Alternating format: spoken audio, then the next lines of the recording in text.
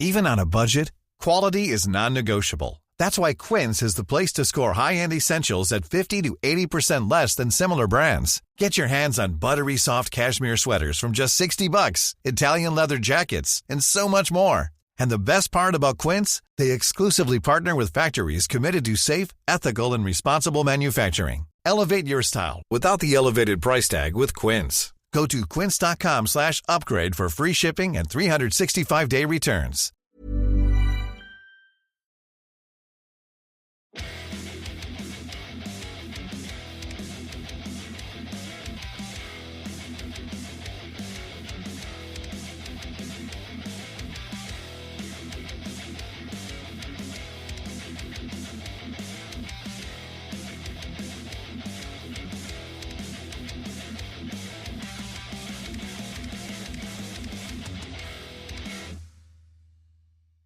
Hi guys, and welcome to this week's episode of Heavy Metal Tones with me, your podcast host Tony Evans, taking you through the wonderful, wacky world of all things heavy rock, heavy metal, and maybe something else in between, but who knows? Anyway, this week's episode is going to start off with a little sort of talk about the insurgence or the emergence, I think it's the right word, of the quality of Australian progressive metal. Particularly as I think it's some of the best in the world, and sort of where it's coming from, and sort of what the bands I listen to, and where they, what makes them what they are. And then on the B side, the second side of the show, we're going to talk about one particular band, and that's Reliqa from Sydney. A listener of mine reached out and said, could I talk about them? I hadn't actually heard them up until about a week or so ago, and let's just say I was very pleasantly surprised. Let's just say that. Anyway, Australian prog, okay? It's a broad fusion of music. It includes all forms of different types of influences. Now, if you think about traditional prog, okay, a lot of people think about traditional prog, they think, if you don't know anything about progressive music, and this is your first foray into the show, and I've never heard any progressive music, well, you probably would have done. You would have heard something by Genesis, and I don't mean Genesis with Phil Collins doing Invisible Touch. I'm talking about Supper's Ready, Cinema Show, I Know What I Like in Your Wardrobe, brilliant, vast, long pieces of music that take you on a journey far and beyond a 4-chord or 3-chord rock and roll structure. Now, like progressive metal is very much like traditional prog, right? In the fact that it comes in all sorts of different flavors and textures and feels. Traditional prog, as I said, you had that sort of whimsy British pastoral sound of Genesis. You had the sort of choral, orchestral, symphonic beauty of Yes. You had the madness and the power and the just insanely talented Emerson, Lake and Palmer. And then you had, your offshoots with the crazy lyric writing of Mark Hamill for Van der Graaf Generator and, all these different sort of bands that were, even Jethro Tull to some extent was considered a prog band. I don't know. I said it before. I'm not sure if I go there, but certainly some of it. And it's the same with your Australian prog and even metal prog. Even though this is not just Australian, this is a worldwide phenomenon when it comes to this type of sound. You have bands like Caligula's Horse, Alchemist, Carnival, Neobliviscaris, Bellacour, Pliny, Dead Letter Circus, Voyager and Circles, to name a few. Okay, the ones I listen to. They all... one of the reasons that I think that Australian progressive metal is so good... Oh, and I should say Taliesin, local band. Shout out to local band. Wayne's band, brilliant. Taliesin, right? I should shout out to them, sorry.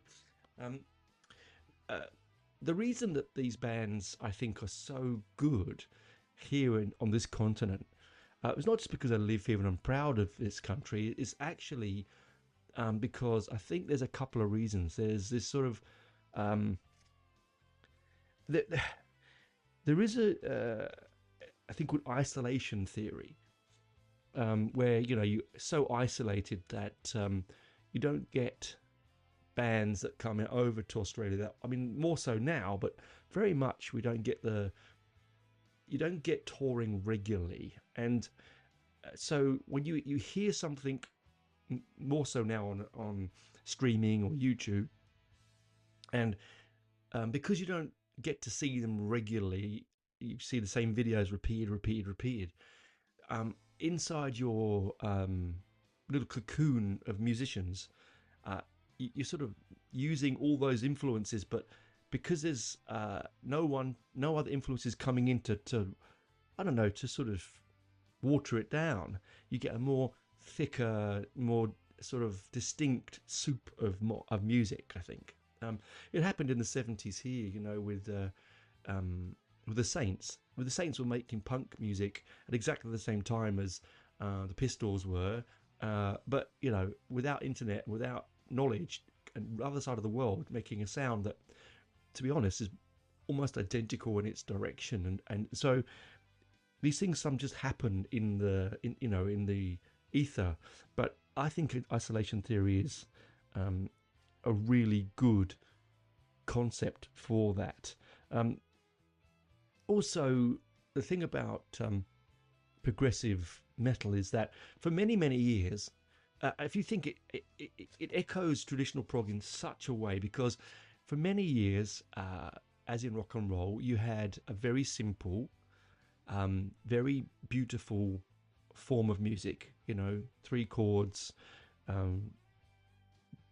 dancing, headbanging, fast, energetic music. But there's a point with anything that you not that you grow up. I think that's the wrong word. Well, it could be for some, but I think you tend to mature, and if you are a real gifted musician, and all these bands have very gifted musicians. If you have that and you're gifted, there's a point where you go, well, I could easily play, an A, an E, and G here, and whatever, and I could enjoy it, but I'm not stretching myself intellectually and musically. And classic example was Brandon Lloyd of Reliqa. We're going to talk about it in the second half of the show. He basically loves to play in lots of tuning changes and drop tuning, right? And he, like a lot of the prog guitarists, they want the 7 strings, but the advent of the 7-string guitar really opened their world up. Right? It's not just a 6-string and a 12-string. There's a lot more to it. And Brandon has said quite openly that he likes to play an A. He actually uses 12 tunings. Drop A sharp, C, D, F sharp, G, and a double drop of C, D, and F. Right? It's crazy, right? He tries. The thing about it is that when you play a lot of drop tuning, those musicians out there will know this. Keeping the tension on the strings is really difficult. So Brandon uses a form of guitar that I think I wrote the Astridus or something like that, which has really good tension on the strings, even if he's dropping out into really weird tunings. But he likes to, what he likes to do, and we'll talk about again, a lot of these prog guitarists in the band, they want to replicate what they play live, right? So Dream Theater and the classics, Opeth and all those sort of people, they want to replicate what they play live, of course, because when you go to see them live, they're not just a studio band. So a lot of the bands use synth over the top to replicate that rhythm guitar while they're doing their extreme noodleness on guitar. It's like they sort of hand in hand shakes each other, and none more so than in the Australian scene. Really, I did review an album years ago by a band called Steel Storm. I think they were called Steel Storm. Excuse me, I'm just going to have some of my delicious beer. Don't worry, I'm recording this at night time, not during the day.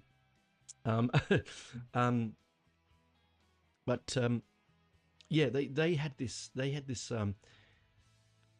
incredible way of layering their guitars very much with their keyboards. Pliny is another one. I saw Pliny live, supporting Paul Diano, in fact, of all people, and complete opposites to each other. But Pliny's just a master of guitar, right? He's a Lutheran, so he makes guitars, picks guitars, but he knows the instrument inside and out, and the stuff that he plays is orchestral and powerful and fast and heavy and beautiful and memorable. And you get that with a lot of modern prog. Okay, the thing about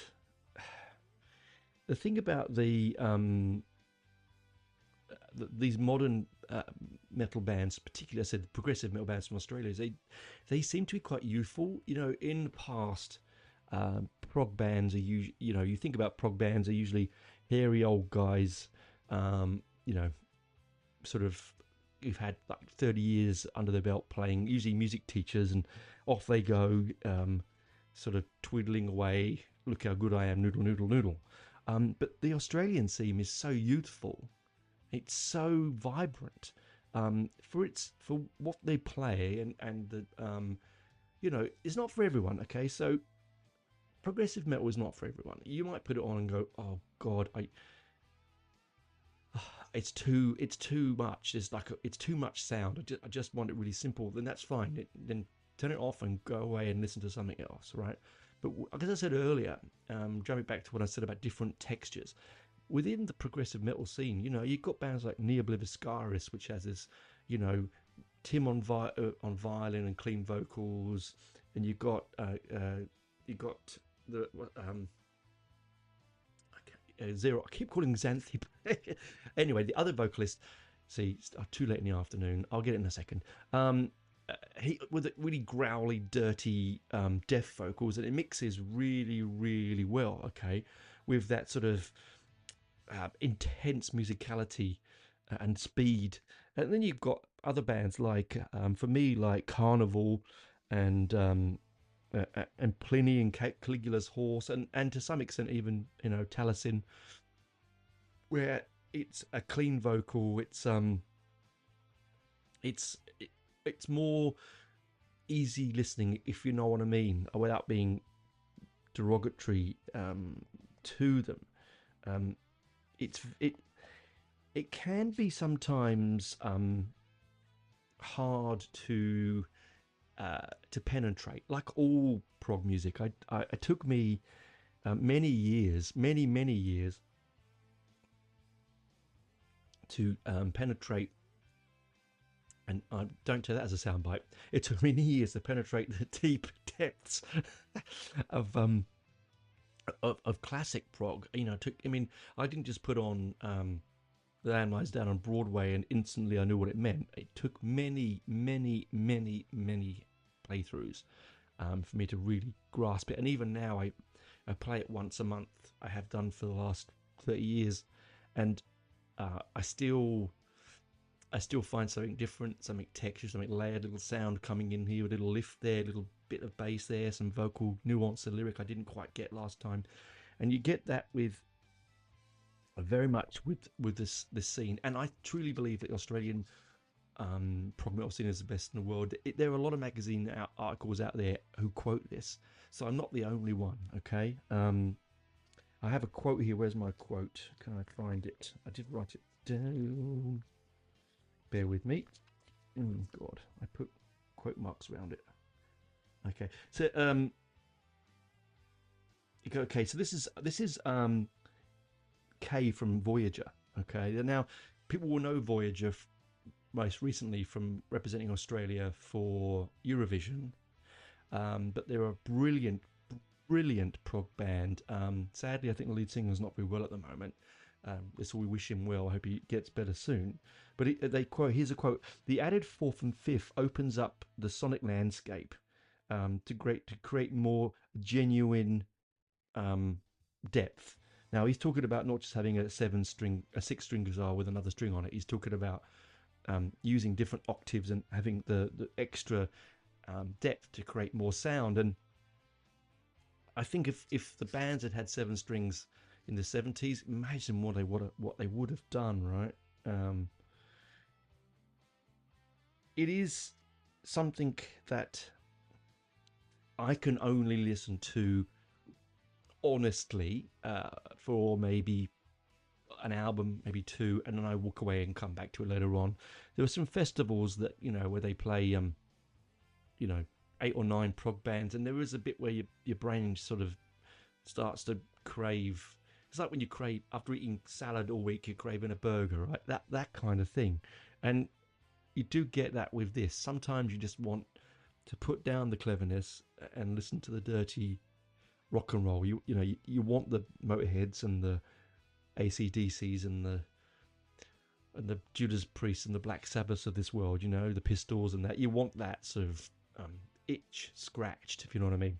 But if you're willing to go on a journey and have a listen to some absolute stonkingly good technical music, there is not much better than Australian prog metal. It really isn't. As I said, I only scratched the surface when I said Caligula's Horse, Alchemist, Carnival, Nia Bliviscaris, Bellacour, Pliny, I should say, sorry. Dead Letter Circus, Voyager, and Circles. There's so many, many, many more out there. I said also Taliesin. There's so many that I keep, if I spent an episode telling you how many bands I like in the scene here, I wouldn't have any time to talk anything about anything else, right? So just go out and look out for yourself and have a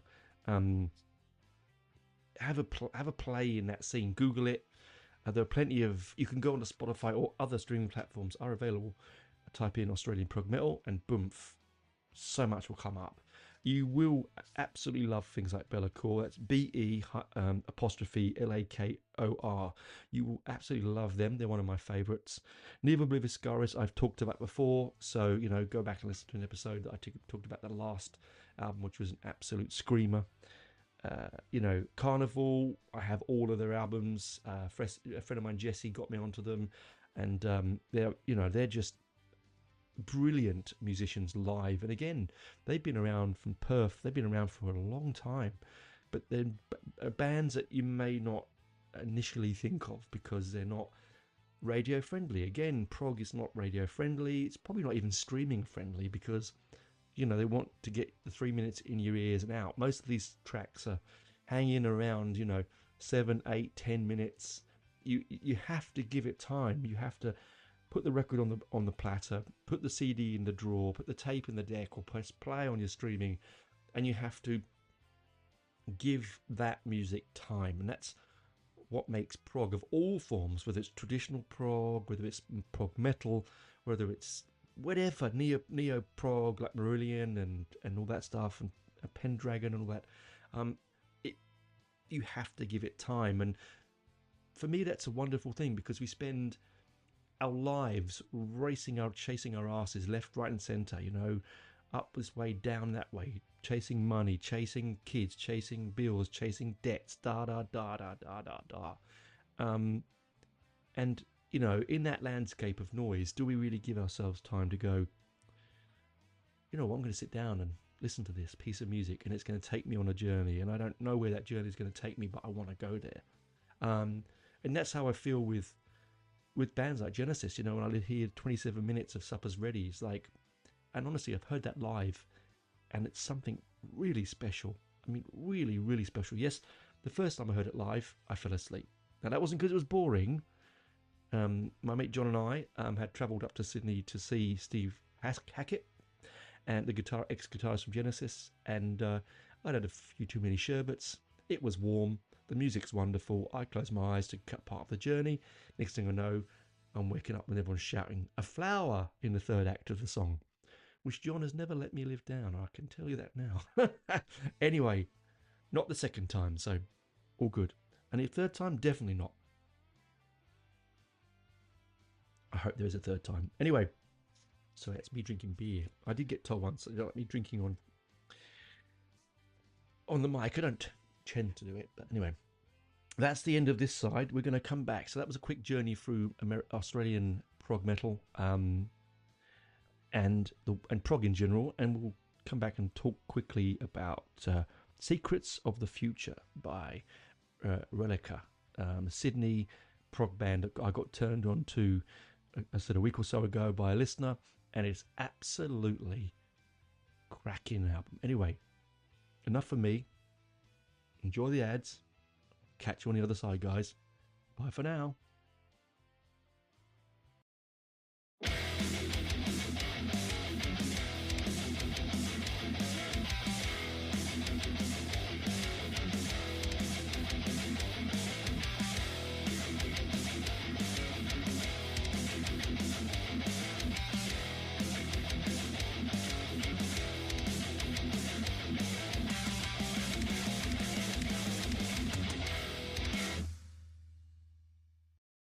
Welcome back to part 2, guys. I've swapped my lovely beer for a nice warm cup of tea. I've in between gone and had a nice dinner. Not that you need to know that, of course, the insides and outsides of a podcast, but it happens when you're recording after work. Normally I record on a Sunday morning, but we had a wedding to go to yesterday, which was lovely, wonderful thing to do. But after a wedding, the last thing you want to do is sit around and rabbit on in front of a mic. Well, I did anyway, after too much to drink, too much dancing and frivolity. Anyway, that aside, we're going to talk about this band and this album that I was asked to listen to by a listener.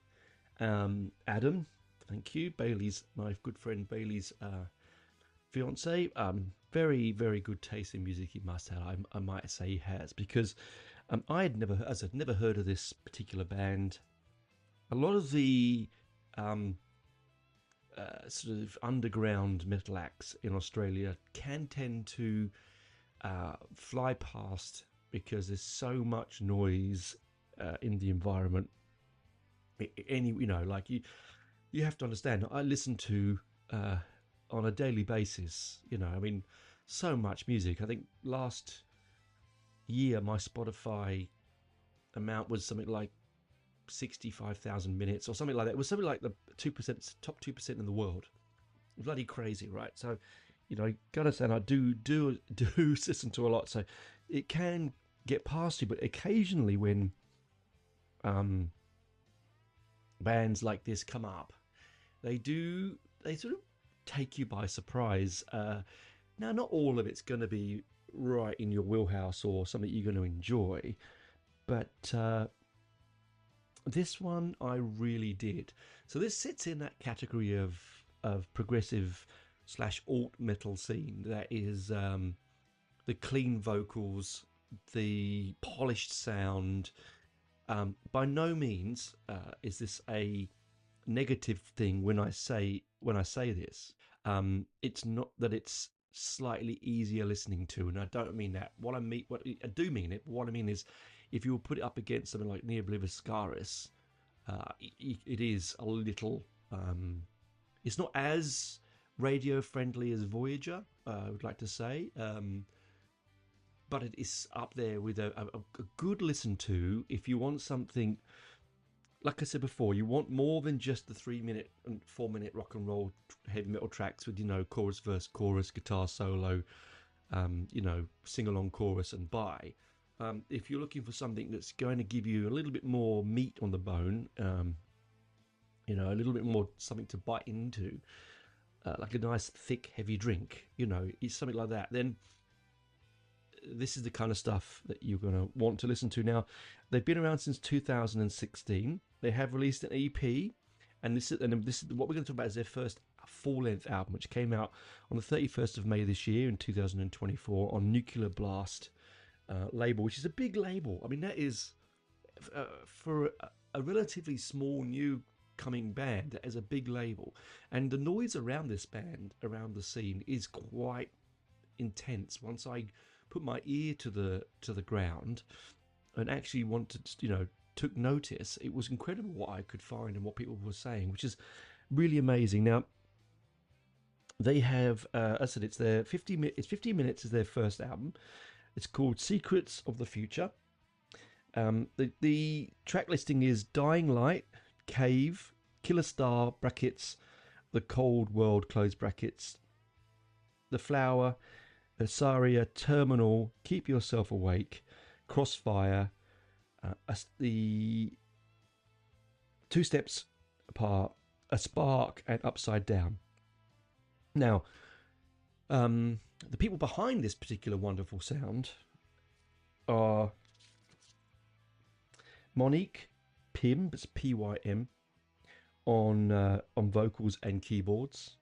We have Brandon Lloyd, as I talked about before in the first half, on guitars, Miles Knox on bass, and Benjamin Knox on drums. Now, one of the things that is very evident in this album on every single track, I'm not going to go break down each individual track because I really want you to explore this and see what you think. But I'll give you the insights of some of them. But what's really evident about a band like Reliqa and a lot of bands of the same ilk is that the rhythm section, so the drums and the bass, have to be super tight.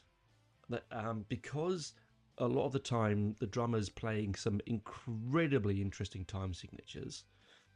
The bass player is, either filling that spot, the gaps in between, is beefing up the sound, giving that that guitar a little bit middle bottom end, but he's got to keep up the same speed that the drummer is going at, and a lot of these bass players are not pick bass players; they're finger bass players. I cannot speak for Miles because I don't know his technique. I haven't watched videos of them actually. I've only listened to the music.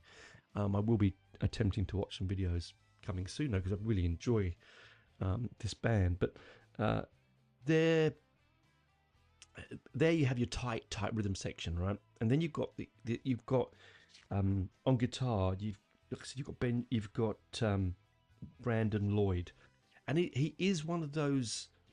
He is on the vanguard of this musical scene, which is so incredibly technical.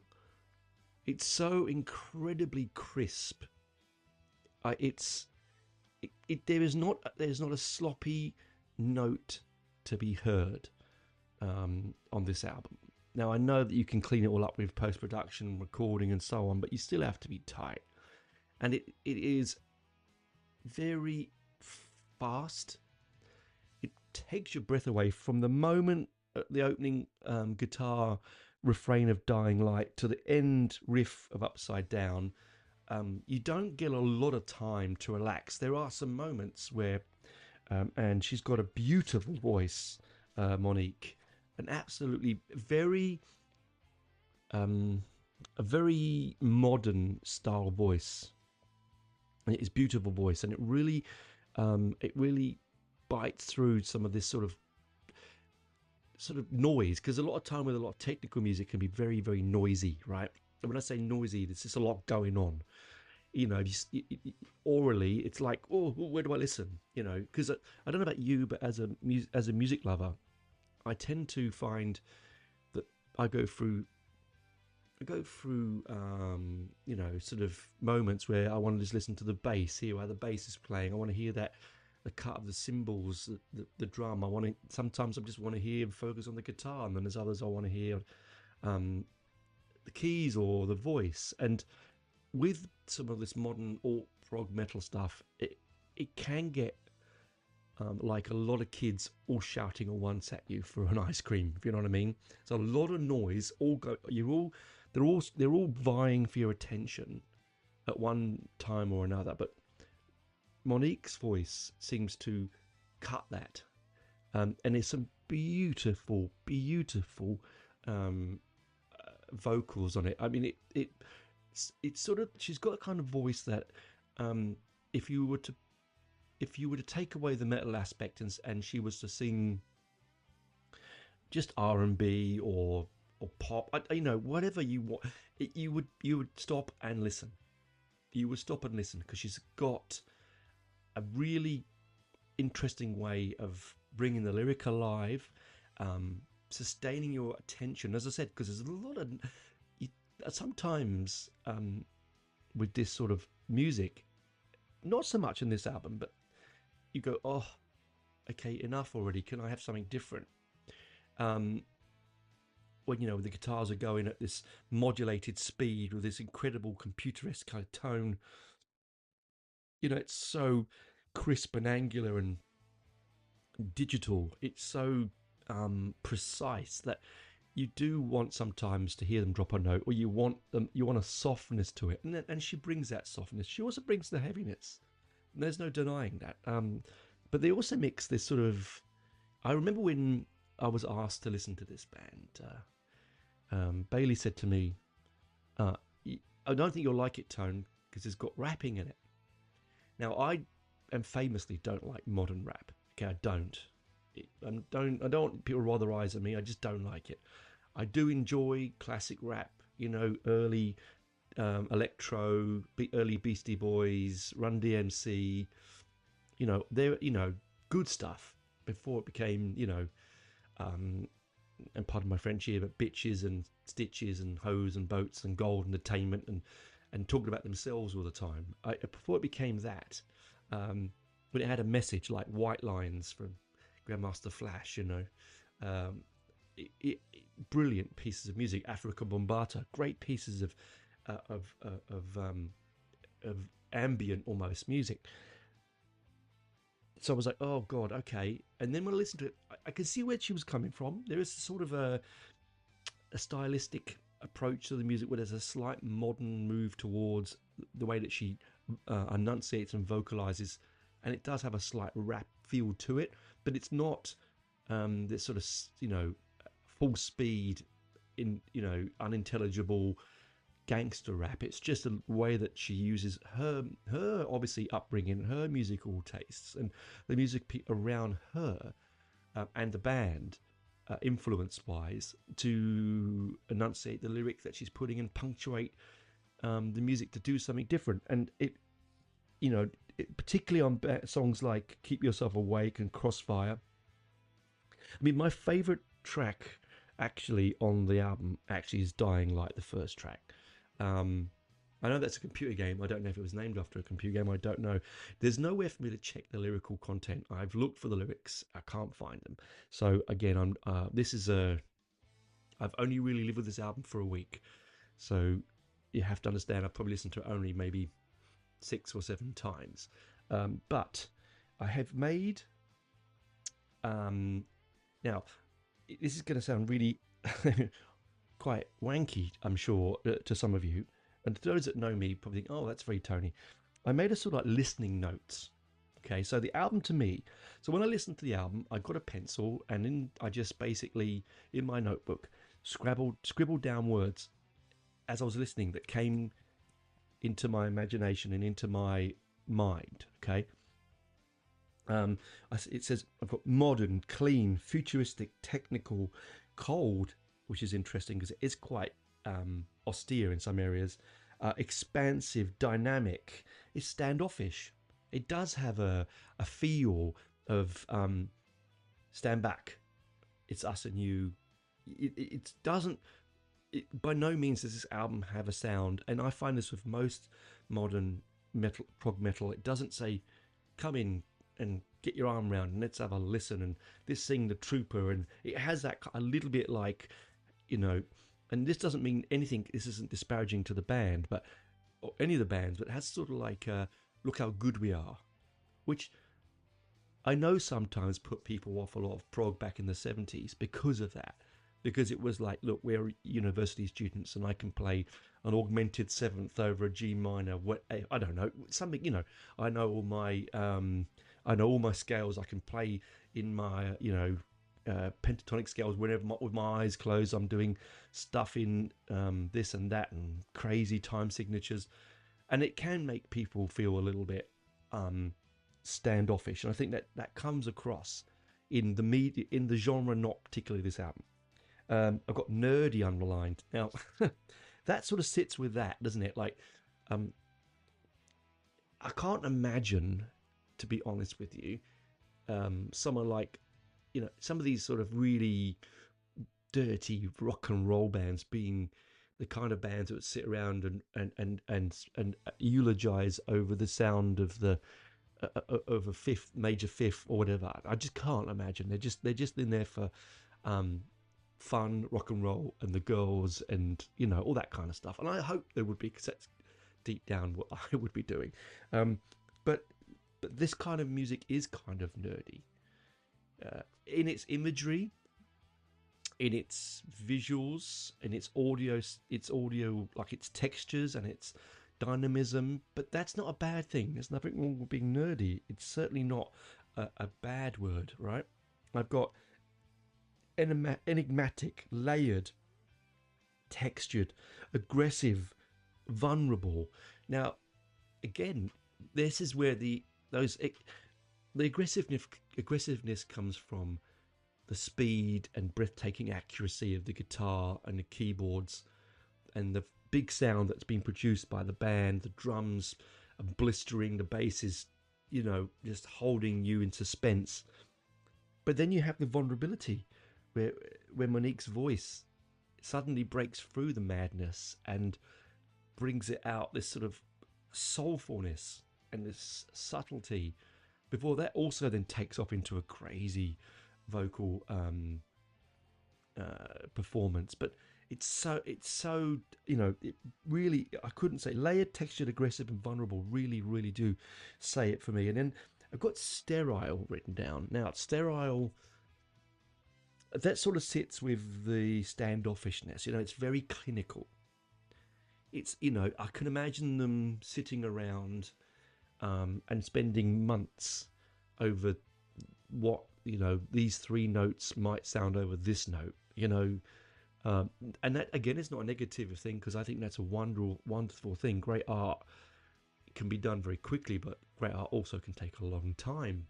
And consequently, that can create a sterile feel, because when you remove the flame of rock and roll, the burning hot of soul of the music, sometimes the spontaneity of the music, sometimes it can become sterile. It can be click-tracked. It can be so cleaned through the computers that where you might have come there, you might have walked to the studio in the morning with this great, notes in your head and quite spontaneous ideas, and then you've sat down, and in front of the technicality of the industry, you have sterilized it. And look, sometimes that sterilization, that coldness, really works with the angularity and the harshness and the sort of dynamic nature of this music. I've got antiseptic. I think that's the same with sterile. I was sort of was thinking that word at the same time. I think that came to me relatively early on. And I also wrote in a big red letters, I wrote the antithesis of rock and roll. Now, antithesis is a big word, right? I know another big word, wheelbarrow, but antithesis, right? So it's the sort of opposite, right? It's so, not saying that this music is not rock and roll, because at its core everything is rock and roll. At its core everything is blues. At its core everything is jazz. Everything.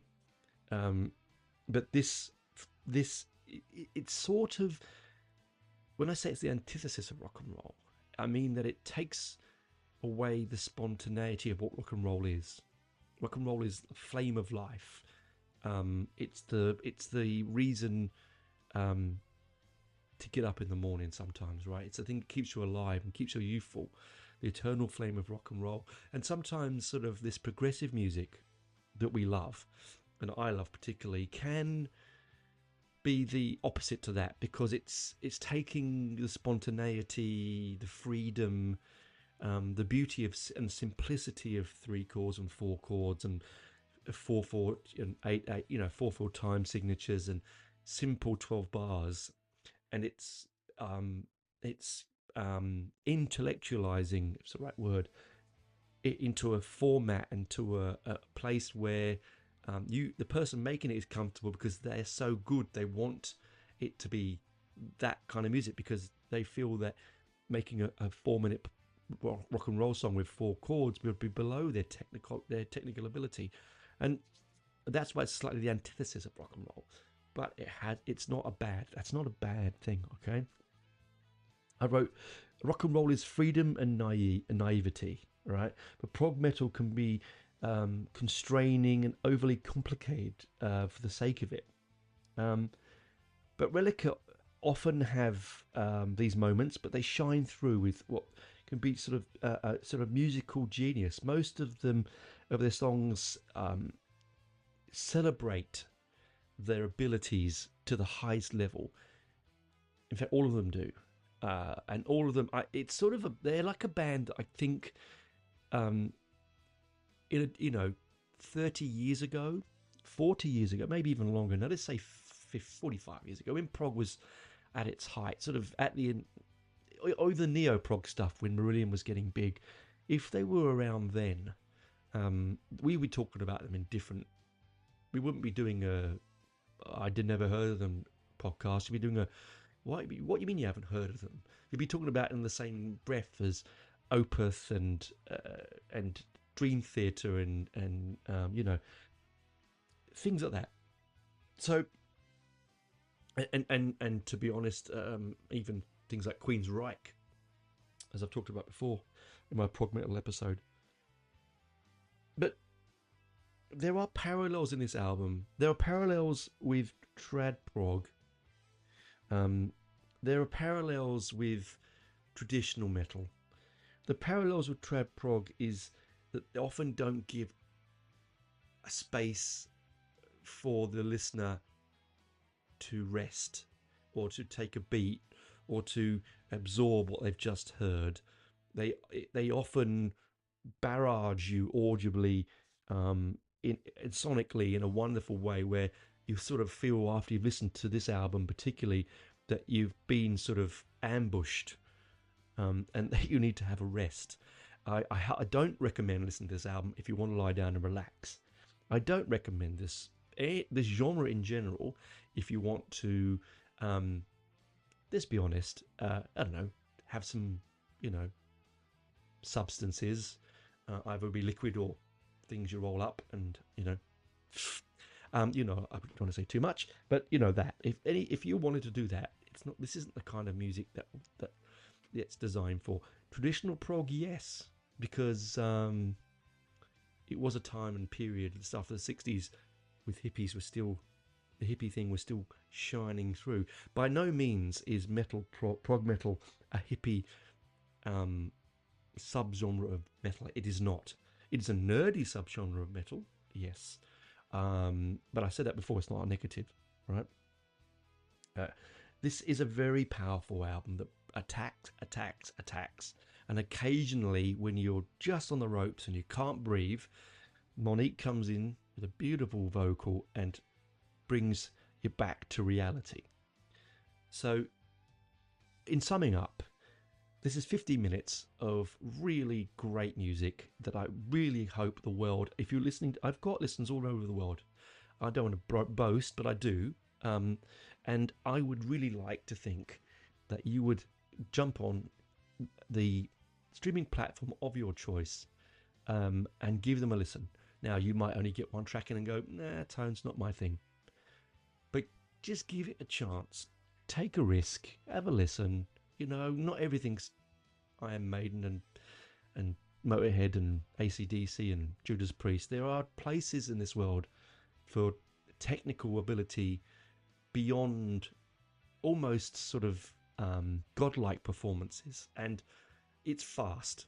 It is very, very fast. And I really, really enjoy listening to music where they take the brakes off and just go full pelt.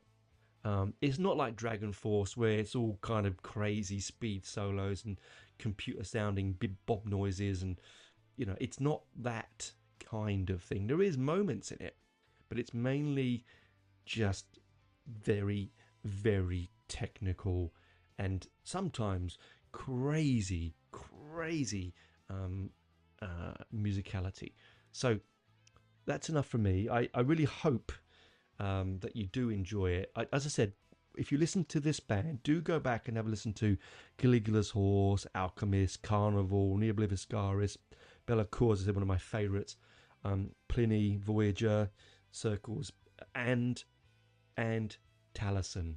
My friends at Taliesin, a Canberra band, their last album was an absolute cracker.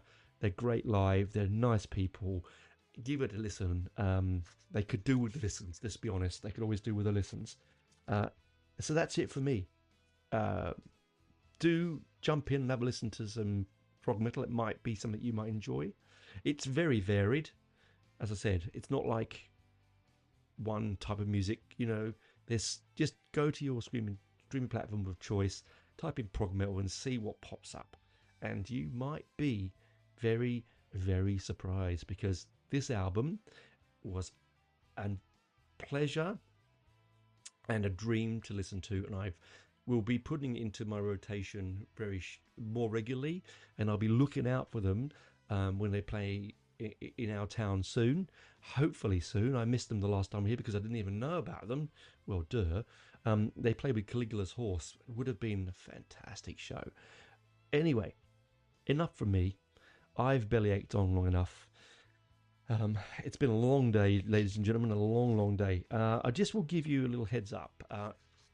I might be having to play some best of episodes coming up. My father is very unwell at the moment, and I might be having to wing my way over to the UK like I did last year. And if so, that's the case, well, I will be replaying some of my favourite episodes. I'd love to know which one you'd like to hear again. Please do reach out and tell me. You know, any of them. I'm happy to replay if I have to, any of them. Hopefully not too soon, but if I have to, let me know. My dear listeners, I'm happy to do that for you, and maybe even sneak in a quick sort of one overseas when I'm there. You never know. Anyway, bye for now. Keep rocking. Enjoy Secrets of the Future by Reliqa. Now, spelling Reliqa, if you're not sure and you don't understand my accent, because people say to me, Tone, sometimes your accent's a bit thicker than it could be. Oh, thicker, definitely. I'm definitely thicker. It's Reliqa. Reliqa. From Sydney. Brilliant band. As I said, Australia just leading the world at the moment with progressive metal bands. So jump in, have a listen, and honestly, come to my webpage, my Facebook page, and let me know what you think. Come to my YouTube channel, let me know what you think. Jump into my DMs and tell me what you think. Whatever you want to do. I don't care what you do, as long as you tell me what you think. Anyway, bye for now, guys. Keep safe, keep rock and rolling. Enjoy the album.